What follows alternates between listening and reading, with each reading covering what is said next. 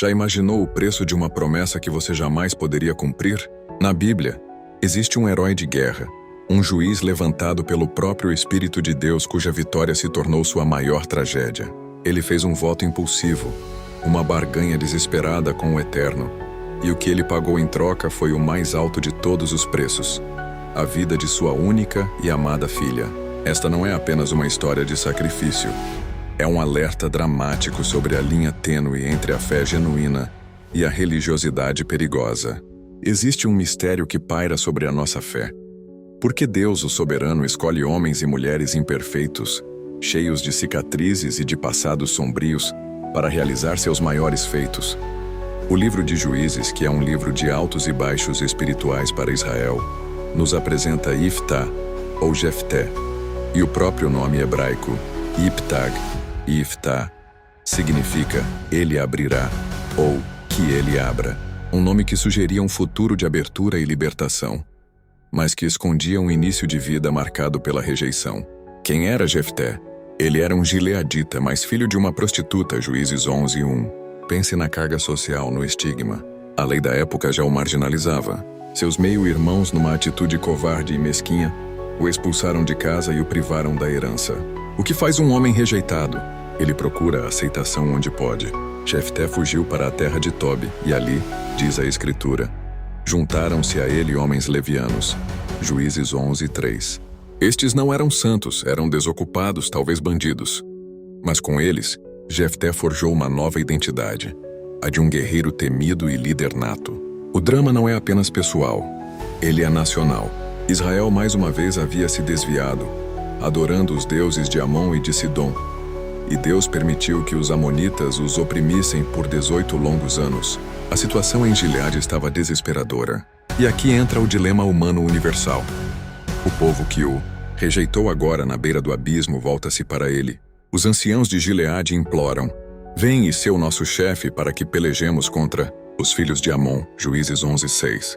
A forma como Jefté responde, com uma mistura de mágoa e astúcia, mostra que ele era mais do que um rufião.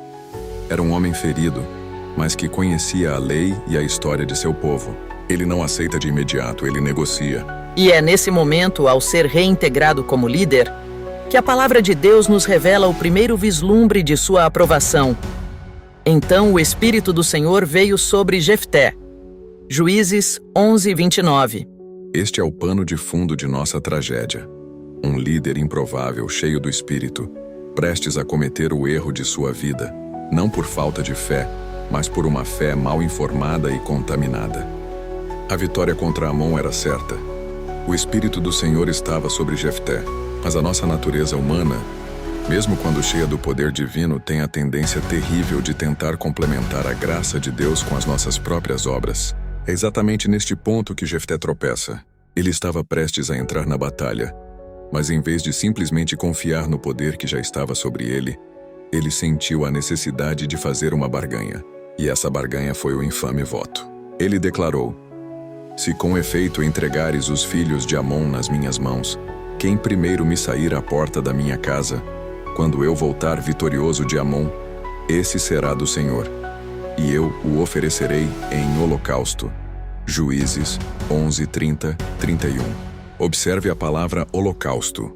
Em hebraico, olá significa aquilo que sobe, uma oferta totalmente queimada.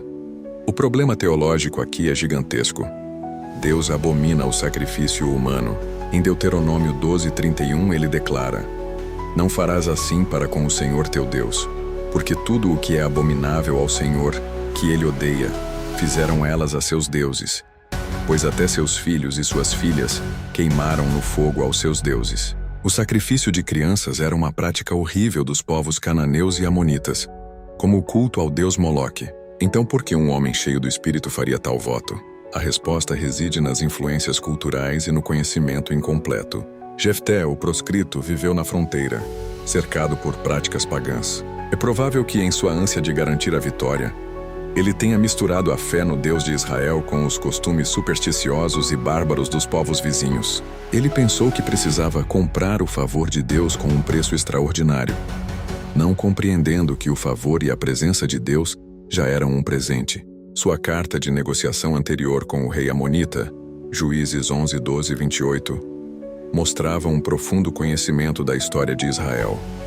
Mas seu voto mostra uma falha catastrófica no conhecimento da lei e do caráter de Deus. Ele confiava no poder de Deus, mas tentava enquadrá-lo em uma mentalidade de moeda de troca. Essa é a tragédia do religioso. Tentar forçar a mão de Deus por meio de um super sacrifício.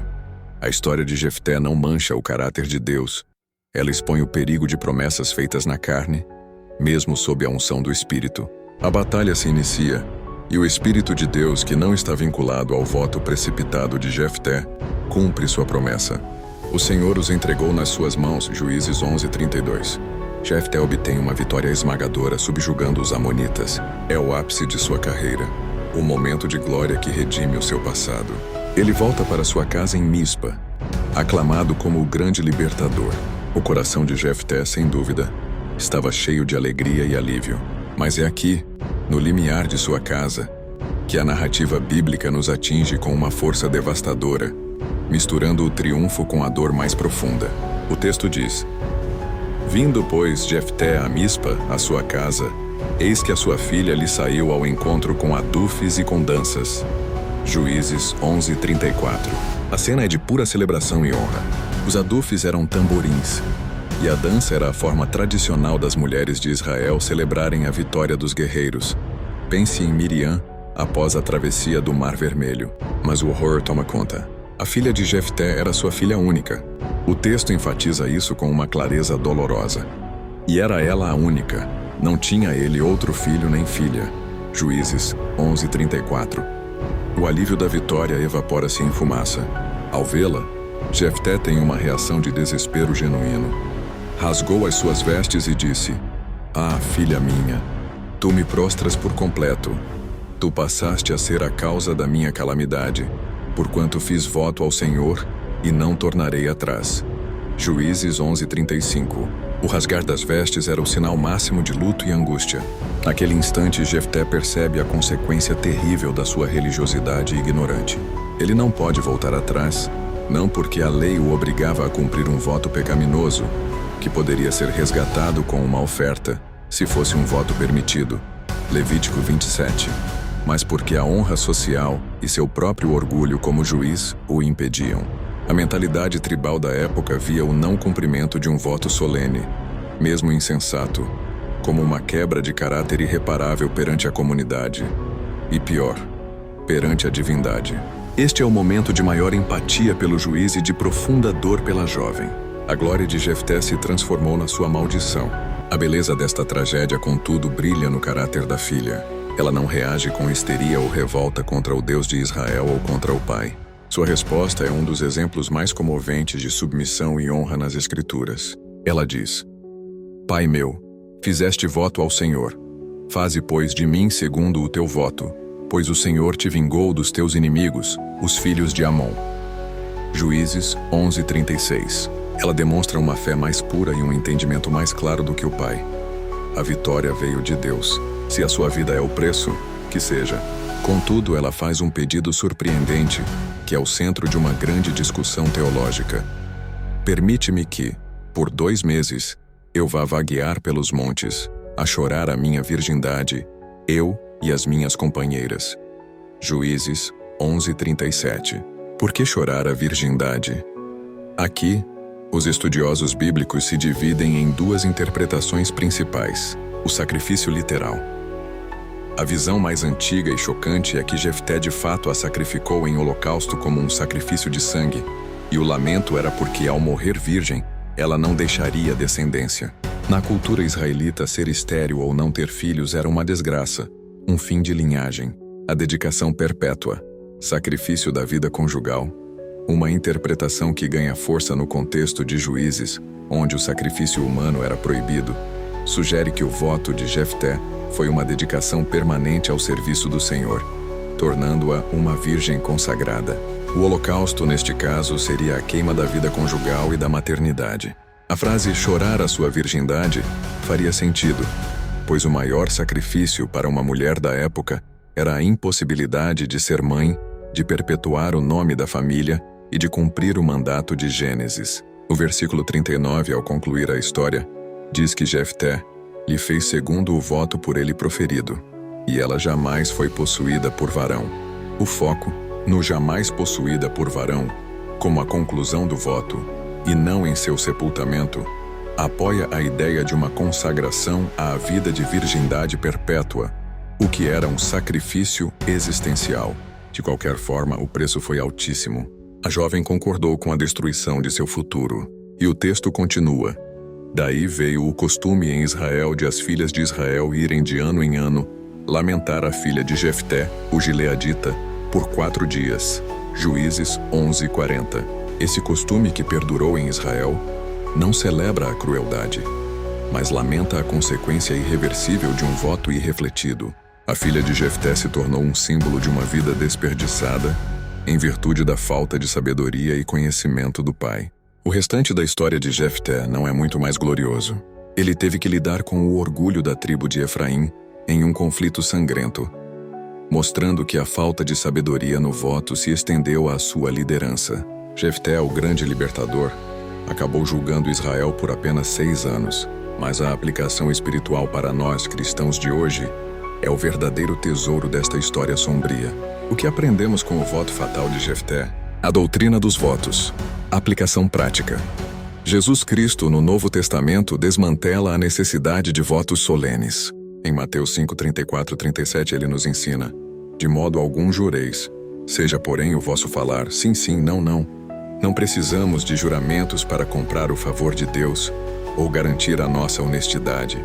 O nosso caráter deve ser a nossa garantia.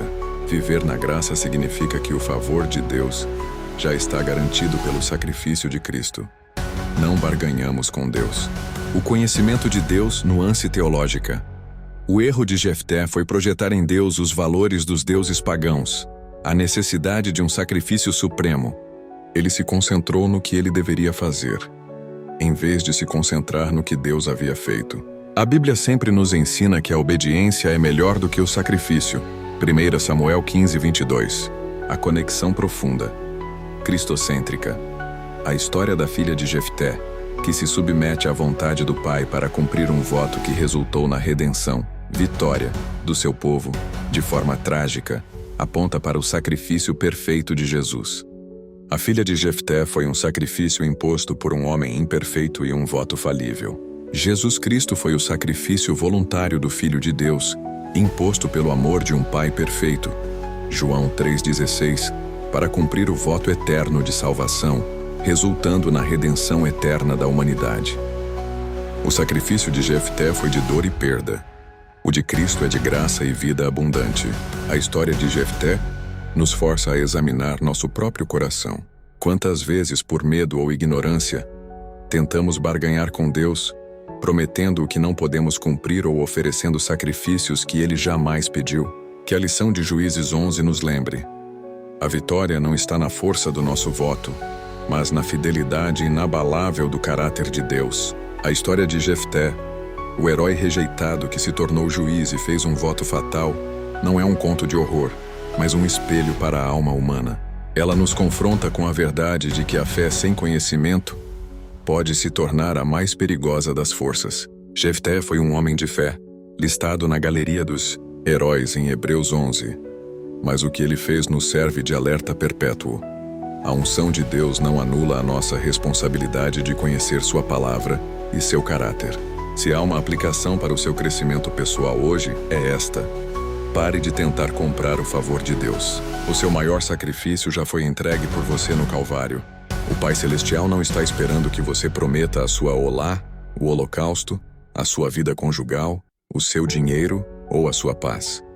Ele espera a sua rendição total, a sua obediência simples e a sua confiança madura. Em vez de votos impensados, abrace o que Romanos 12:1 nos ensina. Apresenteis os vossos corpos em sacrifício vivo, santo e agradável a Deus, que é o vosso culto racional.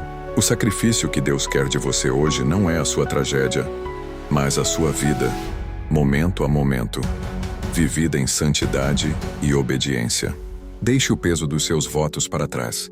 Olhe para a cruz, onde o único e perfeito sacrifício foi cumprido. Viva pela graça que Jefté não compreendeu. Gostou desse estudo?